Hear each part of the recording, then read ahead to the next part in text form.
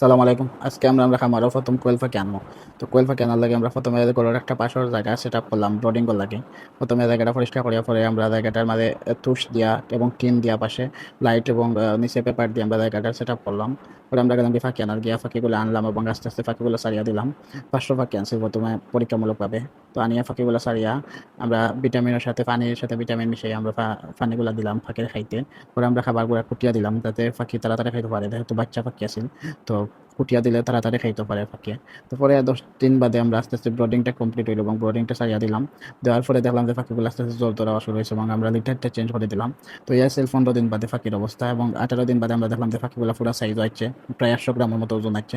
তো আমরা পুরুষ এবং মহিলা পাখি আলাদা করা শুরু করলাম। পুরুষ পাখিগুলো বাজারে নিলাম কি বেচার লাগে, এবং মহিলা পাখিগুলো রাখে দিলাম ডিমর লাগে। তো প্রথমত আমরা 300 পাখি বেচার লাগে রেডি করছি যাতে, এবং 200 পাখি রাখে দিচ্ছি ডিমর লাগে। 300 পাখির মাঝে আমরা এগুলা বাজারও নিয়ে দিলাম এবং বেছে নিলাম। পরে আমরা একটা খাঁচা অর্ডার দিছিলাম, বাকি যে 200 পাখি আছে এগুলার লাগে। তো খাঁচাটা আনলাম কুরিয়ার অফিস থেকে গিয়া। আনার পরে খাঁচাটা আমরা সেট আপ করলাম, সেট আপ করিয়া আমরা গোলা নিয়ে সেট আপ করিয়া পরে আমরা কোয়েল পাখিগুলো রাখলাম, এবং 40 দিন বাদে আলহামদুলিল্লাহ পাখিগুলা ডিম দেওয়া শুরু করছে। 200 পাখির মাঝে মোটামুটি আলহামদুলিল্লাহ প্রায় 150 থেকে 170টা ডিম প্রতিদিন পাওয়া যায়।